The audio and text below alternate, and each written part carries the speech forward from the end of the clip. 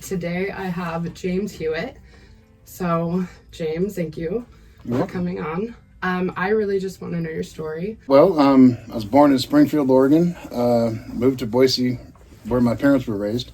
My mom graduated from Bora High School. My dad graduated from Boise, rival schools. And so come from deep pioneer roots here in Idaho, but was raised on a maintenance man's salary back in the 80s and 90s, you know. So needless to say, we weren't wealthy by any stretch of the imagination. The house was full of love, but like always wanted for something, you know. I like to say I was raised dirt floor poor, but with decent values. Didn't go to church, found spirituality on my own, but we'll touch on that a little bit later. I'm the oldest of my mom and my dad's kids. I've got a younger brother. And because my parents got a divorce, I've also got a stepsister who was quite interesting. Yeah. But I went to Jackson Elementary School here in Boise, and then West Junior High that used to be at Emerald and Curtis. It's no longer standing there. Yeah. But and I graduated from Boise High School with a 1.6 GPA. Oh, wow. So you barely made it. Okay. They basically just kicked me out and said, here's a diploma, get the hell out of here. Okay. Okay. So your parents, when did they split?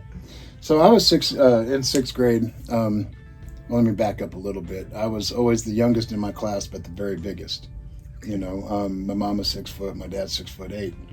Wow. Yeah, and I'm the shortest one of my dad's kids. Wow.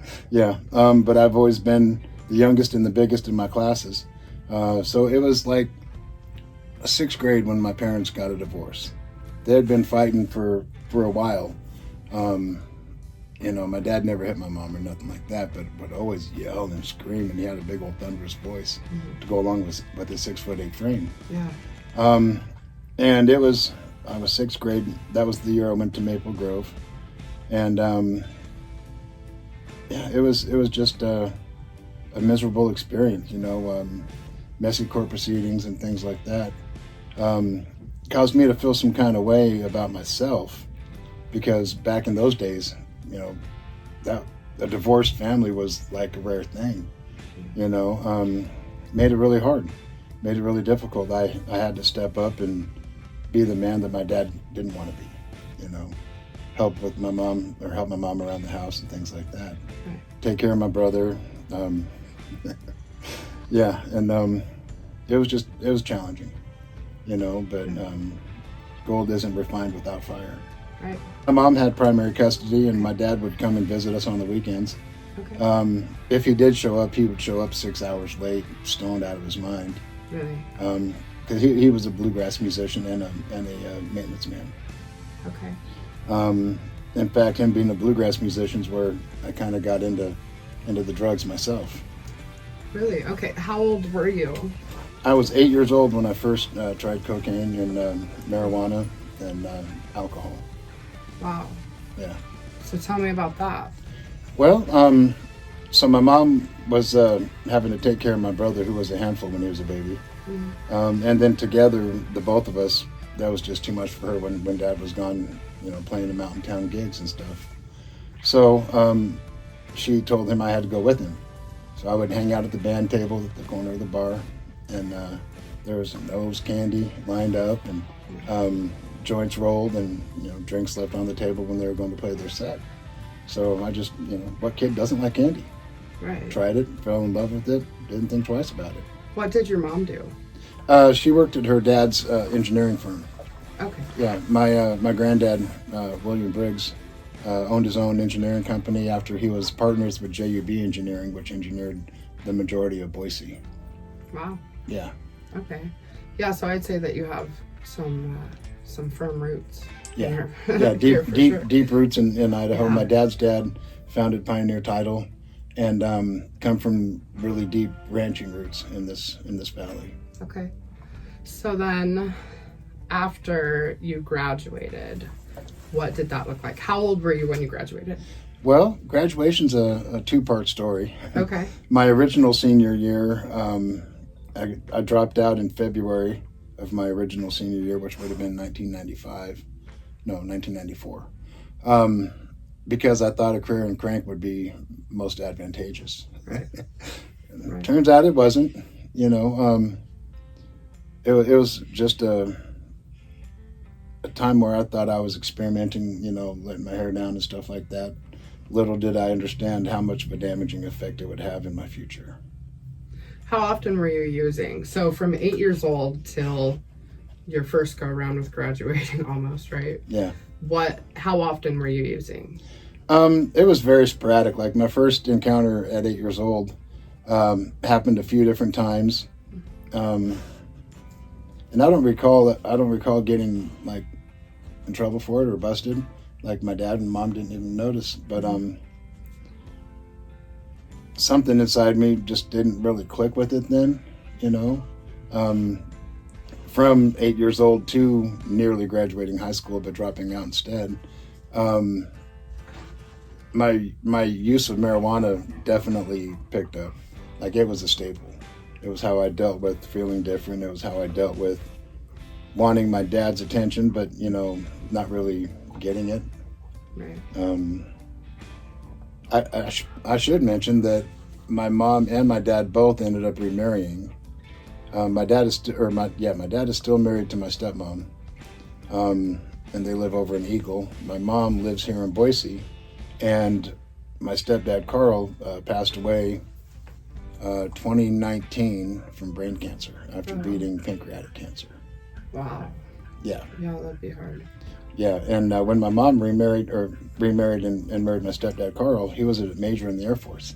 So at the age of 13, I became a world traveler, cultured redneck, as I say. Right. Okay. Cultured redneck. I've never heard that before. Yeah, we moved over to England and lived outside of Oxford in a little town called Bicester. Wow. Yeah, and I was going to Department of Defense schools over there. That's where, I mean, I guess growing up, I've always had understanding of different cultures and, you know, acceptance of everybody, you know, because if anybody cuts themselves, we all bleed red. Right. You know, I wasn't raised with any kind of limited beliefs of treating people. Right. You know, everybody was equal. Like my best friends were Hispanic, my uncle was black, my aunt is Japanese. So I've been exposed to quite a few different cultures prior to moving to England. Was your family that way as well? Did they have that same mindset? Yeah, okay, yeah, absolutely. So that's awesome. Okay. Yeah, no, I mean, my dad wasn't always a great dad when I was younger, right. But he did raise us to look out for the underdog, to treat people as I would want to be treated. You know, like I mentioned before, I wasn't raised in the church, but he kind of raised us with Native American values. Tread lightly, you know, be respectful, yes sir, no sir, yes ma'am, no ma'am, that kind of thing. Right. You know, we loved camping. That's some of the fondest memories I have from my childhood, is camping at Stanley Lake. That's my happy place here in Idaho. I've never been there. Oh, you're missing I'd out. like to. Yeah. It's beautiful. It definitely requires a PCR. Yeah, no, I'd say so too. Yeah. Maybe after. Yeah, but so when my mom and Carl, my stepdad, moved us to England, I played basketball, had a Colombian girlfriend whose dad hated me because I was white, you know. Got to feel what it was like to have that kind of energy put back on me, you know. Because, again, you know, growing up in Boise, there wasn't a whole lot of cultural experience, Right. you know. But, I mean, growing up in the family I did, having a Japanese aunt, my best friends were Hispanic, and my uncle was black. And it was different being on the receiving end of it, you know. But I played basketball. I was the only white guy on the black basketball team. Yep. And, you know, like a lot of my closest friends when I lived in England, they were black, you know. And I'm grateful for all those experiences. Like we got to go see Stonehenge. On my 16th birthday, I went to Paris, France. I've been to Spain, Ibiza, Spain, probably 4 times. Wow. The year that I was 16, I went to Dublin, Ireland, on St. Patrick's Day. I got so smashed. It was crazy. I bet. Yes, yeah. I mean, I'd been drinking a long time. currently it's about 14 years since I've had a drink of alcohol. But alcohol is a major part of my early story because I could get served just about anywhere. Right. I've been the size I am now since I was 13 years old. Tell me about the second graduation. Okay, so I think it was August, September of my second senior year. My mom, she bribed me with an apartment to go back to school in February to finish out my senior year at Boise High. So I did, because, like, why not? So I took it, and I went back to school, and wasn't really engaging in my classes. I remember I had a history class that was really engaging. English was good, but, mathematics still kind of bothered me. So I was smoking a lot of weed heavily, dropping acid, eating mushrooms. By that time, I'd come back from going to rehab out in Gooding, Idaho at the Walker Center. So I compartmentalized it. I didn't touch powders, but anything that was not powders, I was okay to do. Right. And that was my first attempt, not really attempt, but first opportunity to get clean and sober. What brought that on? Well, my mom flew from I think she was in Wisconsin at the time for some reason. And I think my dad might have gotten a hold of her, possibly my younger brother. Anyways, she flew in and my family had an intervention, said I was out of control. I was doing crank all the time, and just really acting out. Well, I started going to, my dad wanted me to go to AA, and there's a place down in the north end of Boise called the Grapevine. Those in recovery around town know that place very well. There was a bunch of cantankerous old alcoholics that were just throwing ashtrays at one another, and it was a very aggressive experience. Of course, I walked in there a headstrong 16-year-old, looking down on these alcoholics because, wow, they got taken out by alcohol. I graduated to drugs, thought I was something more than what I really was, but yeah, it was just, it didn't fit at that moment. If it was more of a welcoming environment, I'd like to say that I probably would have engaged in recovery a little bit more, but I don't think so. At that point, I couldn't wrap my head around living life without getting high. Well, after I graduated, I got an apartment with a roommate of mine that was just on the other side of the alley from my dad's house. It was basically 13th and Bella, right there by Camel's Back Park. And my dad lived at 14th and Bella.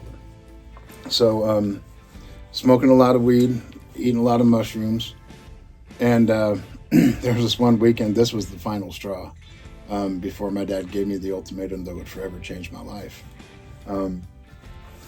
I think we had like an ounce of mushrooms and an ounce of skunk bud, and we divided it up evenly. And I ate a quarter right then and there, and then mixed a quarter with the weed and smoked it. Yeah, I know you don't like the story, buddy. But I can remember going into the bathroom and needing to use it, and then it must have been about the same time that everything was kicking in, and I thought I was in a jungle scene. I was trapped in the bathroom. I couldn't find the door or nothing. It was wild. And my roommate was like, "What's going on in there?" I was like, "I can't find the door." He's like, "Oh my God." So I guess he must have ran down the alley to get my dad. My dad took the door off because, being a maintenance man, he's very familiar with that kind of stuff. And he retrieved me out of the jungle bathroom. Oh, wow. Yeah, I was out of control. And he was so beside himself because that was after the journey to Gooding, Idaho at the Walker Center, and he was extremely disappointed. Right. Little was he able to make the connection that his drinking and his drug use was, causing me to believe that was okay behavior. Right. Side note, he is sober now at 75 years old. He's got 9 years sober. And he's the best grandpa right now. He's helped countless men in this community get sober and stay that way. That's awesome. Yeah, and he's a great dad. He's a great dad now. So redemption is possible. That's kind of what this story is all about. Right. And I believe that's what any recovery story is all about, is redemption. Pulling ourselves out of the brokenness and paving a way for other people to to find their purpose, to find their spirituality, to find what drives them, rather than getting high, because we have to replace that. You know, I was okay with settling for new lows and new lower lows and still digging. Right. You know, but yeah, I spent decades getting high and drunk. I lost a Navy career because of it. Tell me about that. Yeah, because you're in Veterans Court. Yep. Which is different than mine. Mine is drug court. Veterans Court. Tell me about your career with that, if you can. Okay. Well, my dad rescuing me out of that bathroom was the catalyst to where he was beside himself. And he gave me an ultimatum that would forever change my life. And he told me, son, you'd better go to the military or I'm going to be forced to kick you out of the family. Like, wash my hands, done with you. You know, and at that moment, I was so angry with him. So angry. I was like, okay, cool. I'll go and I'll join the Navy. And, you know, I picked a rate, aviation ordnance on F-14s. If you've ever seen Top Gun, it's the guys in the red shirts arming up the aircraft on the weapon stations prior to them launching off the aircraft carrier. I did that for 4 years, 8 months in the Persian Gulf alone, you know, just floating around, launching aircraft, running missions and stuff like that. Right. And I didn't understand subconsciously how that affected me. You know, loading live ordnance, arming it up while the aircraft is turning, and what I mean by that is it's actually in its warm-up phase before it launches. So the aircraft is on. There's 2 jet engines on either side of the fuselage of the aircraft, and I have to make sure I don't take one wrong step, otherwise I get sucked up into it and spit out as hamburger out of the other end. Wow. You know, so I mean, all those little factors, not to mention the psychological factor of being on an aircraft carrier for that long. You know, I didn't understand the effect it had on me. Finished out that cruise, that tour. Our obligation in the Gulf was fulfilled, so we got to go to Australia. And that was a cool experience. And then the experience I'll never forget is when we got to go to Hawaii. We got to man the rails of the John C. Stennis, which was the aircraft carrier that my squadron was assigned to going to the Gulf. And this guy. And so pulling into Pearl Harbor, going past the Arizona Memorial, manning the rails of the aircraft carrier on the flight deck. We were in our dress whites because it was summertime, and I could feel like the energy of that Arizona Memorial of what happened back there during the bombing of Pearl Harbor. And it was the first most impactful spiritual experience I've ever had. You know, it was like my soul was screaming out to everybody that lost their lives then, you know, and they were responding back, and it was powerful. Right. It was powerful. Hawaii was an amazing experience, you know. But at the end of all that experience, I didn't understand the psychological effect of engaging in war. You know, I didn't understand that even though I was out in the water, relatively safe, I didn't understand the constant threat of being bombed from enemy fighters, or the risk of being one wrong step and getting sucked up into the intake of the F-14, or arming up a weapon station wrong. You know, all these other factors were playing in, and it didn't surface right away. You know? When did it surface? We must have been back at the beach, is what we called it. I was stationed at NAS Oceana with the VF-11, Fighter Squadron 11, after that cruise. Well, I was with that squadron during the cruise, and then we came back to Virginia Beach, is where our base was. And you know, it was business as usual. I'd drink heavily on my nights off, and show up on the flight line, puking behind whatever I could find to puke behind, and load up the birds and launch them off, you know. And I was getting ready to pin on E5, which is Petty Officer Second Class, in just under 4 years, and that was a pretty good feat. I'd never been in trouble. I had a pretty exemplary military career until my choice to use cocaine. I was hanging out with one of the aircraft electricians, and he was doing coke to help deal with his experience in the Gulf. And I was like, F it, let's run it, you know. We'd go out and drink and snort cocaine and sing karaoke and carry on like that, you know, driving drunk from the bar back to base, and just engaging in really reckless behavior, you know, and I wasn't able to notice that behavior was caused by my experience in the Gulf, you know, that by that constant subtle threat of losing our lives, right?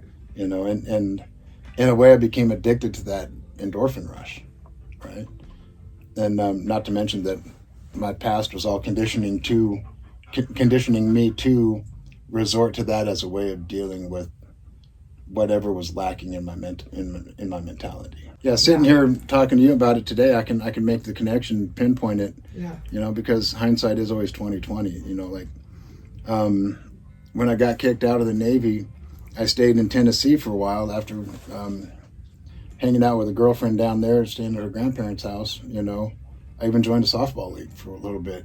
But my mom wanted me to come back to Boise, so I rode a Greyhound from Knoxville, Tennessee, all the way back to Boise.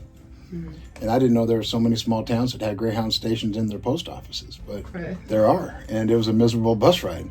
Yeah. And when I got back home, my mom said, I've got a place for you to go, and it's in Lakewood, Colorado. I'm like, well, I ain't been to Lakewood, Colorado yet. Let's go see what that's like. It was a 3-year-long drug treatment behavior modification program, something similar to drug court and veterans court, where it's a severe inpatient program, though. Okay. It's a 501c3 organization, and it was all run by addicts. Really? Yeah. You get to a certain point of your program, and you can go to work out in the community, and one of my jobs was working in Colorado Springs at an intake office, going to talking to inmates that were in custody. Wow. And getting to encourage them to try this in lieu of going to prison, you know. So, you know, when I got the opportunity for Veterans Court, I kind of knew what I was getting myself into a little bit. Right. But this program was way different. Like, it was mandatory 3 years. Dang. And every time you broke the rules or had an infraction, you'd get your head shaved if you were a guy and be put in a white t-shirt and have to work in the dish pit. Wow. Yeah, it was insane, but that's where I found the beginnings of my spirituality. You know, that's when I gave my life to Christ, and since then, my spiritual life has just transformed radically. Right. But such as in life, spiritual life goes through seasons. Yeah. You know, and if I don't continue to awaken to different levels, then I'm just not doing it right. Yeah. You know, I awakened to new lower depths in my old addiction, you know, and if I'm climbing back out of that pit I dug myself into, then I'm going to be experiencing new levels of awakening if I'm doing it right. So then you graduated it? No, I was there for 2.5 years, and Okay. I because I wasn't stipulated through the courts, I left. I was like, F it, I'm gone. Right. You know, I met who would become my best friend there, a guy named Tony, whose parents lived in Larkspur, Colorado. So when I left there, I called Tony, and Tony's dad and mom came and picked me up and welcomed me as a part of their family. Helped me get a job. So after that, I worked at Coors in Golden, Colorado, as facilities maintenance. And it was a pretty cool gig, you know. I think I was making like $15 an hour or something. But like this family, the Romans, they really helped me get back on my feet after what I thought was the lowest point of my life. Right. It's amazing how many times I've thought that in my life. Definitely. You know, but like the lows just set us up for new levels of elevation. You know, my spiritual life can't get full if there's no room, right? So I had to get broke down to bare basics to get built back up again the right way. Back up a little bit. You got kicked out of the Navy. Mm-hmm. So, because of cocaine? Yep. Yeah, so my commanding officer of my squadron, we were coming back from Liberty on the holiday or something like that. And it was a squadron-wide UA.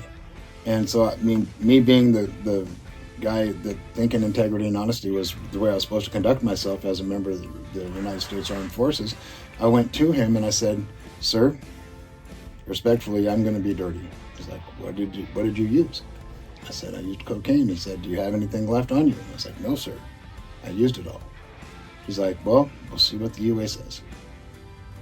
Okay. You know, and at that point, I got in some severe trouble, and they made an example out of me. You know, reflecting back in my life, every time I've gotten in trouble, I was always an example to be made of. You know, I had an exemplary service up until that moment, but that choice to use cocaine earned me a other than honorable discharge from the United States Navy. Okay. And it wasn't until, 24 years, almost 25 years later that I got service connected through the VA and given a disability, because I did sustain a back injury during combat. My rock bottom was probably writing that letter. Well, so from the time I got to Colorado and then I left Centacor, I met this girl. Her name was Cassie, and we were friends for a year. Then we started dating. Then we chose to get married, and we had some kids. My oldest son, his name is Gavin. My youngest son, his name is Isaac. And they were born in Sky Ridge Hospital in Highlands Ranch, Colorado, south of Denver, just north of Castle Rock. And we had a tumultuous run at marriage at best. 4 years was faithful. The last year of our marriage, she cheated on me with my best friend at the time, the guy, Tony, I met at Centacor. Wow. Yeah. So we had a really painful divorce. I didn't know how to communicate like I do now. I didn't know how to identify my feelings like I do now. And that was what I thought was my low. But turns out that the day that we signed the divorce papers and I moved out of the house, she moved my best friend Tony in the house. And I didn't find that out except for through my kids when I came to pick them up that weekend. They're like, "Why is Uncle Tony in Mommy's bed?" Wow. Yeah. So that was tough. But the toughest moment was after she did get remarried to a guy in the Canadian Air Force. His name was Michael. He was a great dad to my kids, and that's a lot of growth for me to be able to say that now. Because in the moment I was so broken. But I had to write a letter of authorization for them to take them to Canada to live. Because he got restationed up in Canada from NORAD, from NORAD in Colorado Springs. So, I mean, it was honestly the hardest choice I've ever had to make, but it was the most selfish choice. And it's one that I want to regret, but I never will. I want to regret it because it took my kids away from me being able to raise them. My youngest son was 5.5, maybe 6, and my oldest son was right around 7. My sons are only 18 months apart. And at that time I was a tow truck operator in Castle Rock. That's a whole different, that we could do like episodes on details of my entire life. It was kind of crazy. But I thought that was my rock bottom, but it wasn't. Right. As long as my hand was on that shovel, I could always dig myself a deeper depths. Emotionally, that's what broke me, because we made an agreement, the kid's mom and I, her name was Cassie. Cassie and I made an agreement that I would let them go, but if she sent them back to me on her dime every summer. She didn't honor that. And that was the beginning of me becoming an absent father. For 14 years, I was out of my kids' lives. Of course, I gave their mother all the ammunition she needed to keep me away from them, to not honor our agreement and things like that. So I was shattered emotionally, completely broken. And I was trying to fill it with all the wrong things. One thing led to another. I found cocaine again because I remembered it could wreck my life, but I also remembered it provided a remarkable numbness. Right. And at that point I started shooting cocaine. Because I was like, well, life is pretty much shit right now. Let's see how much worse I can make it. Right. I at least wanted the pain to go away. Right. Because I didn't have the communication skills that I do now back then. So I didn't know how to talk about my feelings. I didn't know that I could trust another person with them. Didn't know how to identify them. So I would find myself in bars when I wasn't working, you know. And, if I noticed somebody kind of going to the bathroom a lot, I'd strike up a conversation, see if they had any blow. Right. And if they didn't, then I knew other people I could get it from. Right before I left Colorado, I was in cahoots with an organization that rode motorcycles, not just on the weekends or when the weather was good, but there were some hard-nosed dudes. And I was running some dope for them, and I'd used more than I'd sold, so I was indebted. And they pistol whipped me and kidnapped me and kept me at an undisclosed location. Me and Echo, actually. Wow. Yeah, it was it was quite the experience, you know. Like they were intimidated by me because they couldn't break me. Like I accepted whatever they threw at me. I didn't fight back. Not yet. I was waiting, you know, biding my time. Mm-hmm. Until one of them tried to pistol whip me again, and I don't know what happened, but I resorted back to some military training and de-armed him, and that was the beginning of me and Echo getting free. Wow. But they were well connected, so we had to kind of go underground, and it was even at that point I still couldn't see how I was chasing that adrenaline rush, you know, that I was missing from my experience in the Gulf. And every sketchy choice I made, including running tow trucks, you know, my time running tow trucks, I worked over 350 fatal accidents. Wow. I'd pick the messiest ones. Like I told my dispatch, give me as many as you can give me. Yeah. You know, if they're highway rescues or if they're like a 20-car pileup, give them to me. Let's run it. You know, I'd run in blizzards and deep snowstorms. Like I had zero concern for my life. Yeah. But, you know, getting to respond to the fatal accidents, I was praying for the families of the affected, you know. And because at that time I had a pretty strong prayer life, but I still didn't understand how amazing God, my creator, source, is, you know, and was. There was still a whole lot of religious dogma attached to my understanding of it all, right. Which is sad that most people, that's where they stop. Yeah. You know, because that's not where the power is. No. That's not where the power is at all. But like we could do several different episodes on that alone, because there's so much more power available to us. Yeah. When we surrender. Yeah. You know, and so after that experience where I was temporarily detained by these fellas who ride motorcycles, I got in touch with a buddy who had lived all the way up in Denver, but that was a long walk, right? Me and Echo just kind of staying off of the main roads and stuff, getting up to my buddy's place in Denver. He got us a Greyhound bus ticket, and me and Echo with a backpack of stuff rode back to Boise, Idaho, and come back to face the music with my family, you know, being the black sheep, being, you know, the one with the tarnished reputation and things like that. It's sad, but society provides an atmosphere that we need to have this blemish-free persona, right? But it's really the blemishes that make people beautiful and unique. Yeah. You know, I work a lot with ChatGPT on overcoming my traumas and stuff from the past. You know, and it's not brokenness, but it's preparation for a purpose. Right. You know, preparation for stepping into a calling that I don't know what that looks like yet, but as long as I take one step, the next step will be illuminated. Do you have a passion? Yeah, actually, it's helping people that are broken and lost in the darkness. Yeah. You know, sharing my testimony, sharing my story, showing people that there is people out there that genuinely love each other. You know, that genuinely give a crap about one another. Not for personal gain, but it's my purpose. You know, like, I've always felt broken. I've always felt like an outcast. I've always felt set apart. And I didn't realize that being set apart was on purpose, for a purpose. You know, I'm somewhat of a leader in the treatment course that we're both in. You know, people look up to me not just because I'm gigantic, but because, well, I honestly don't know why, really, except for the things I have to say most of the time are spirit-led.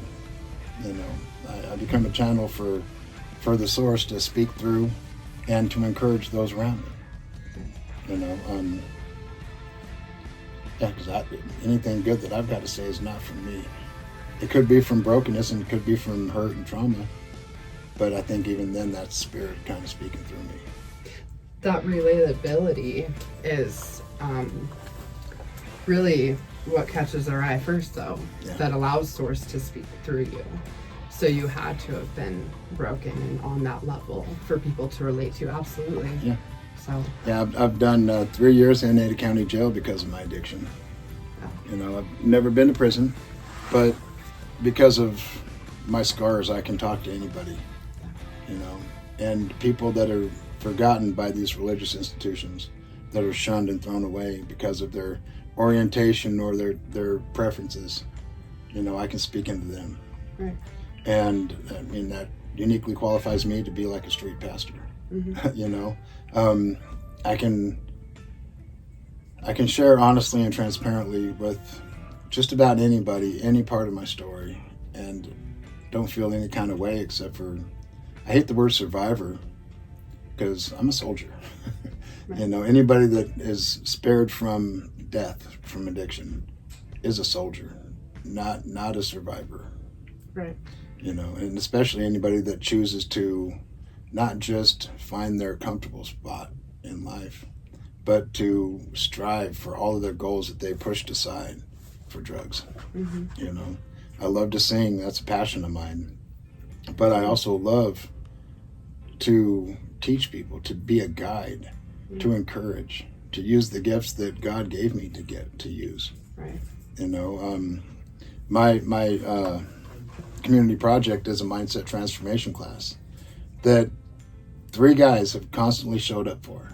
And sometimes more guys would show up, but it's always been a group of guys. Yeah. One guy actually shared with me a couple weeks ago that he doesn't have the ability to afford counseling. And he's going to be sad when my 40 hours is satisfied unless I'd be willing to continue it. He said the fact that I was able to provide a safe space for him to come and talk about his trauma, to be vulnerable, to step out in courage, to start thinking in a different way, to relate to this material and to other people in the room. He's like, this is so valuable to me. I can't afford counseling. So you guys are my counselors. They even allow me to introduce them into some meditation that awesome. Is really helping everybody. Like meditation is a huge part of my existence. Mm-hmm. It has to be because like there's the darkness inside of me that just wants to come out and rage. The shadow. Yeah.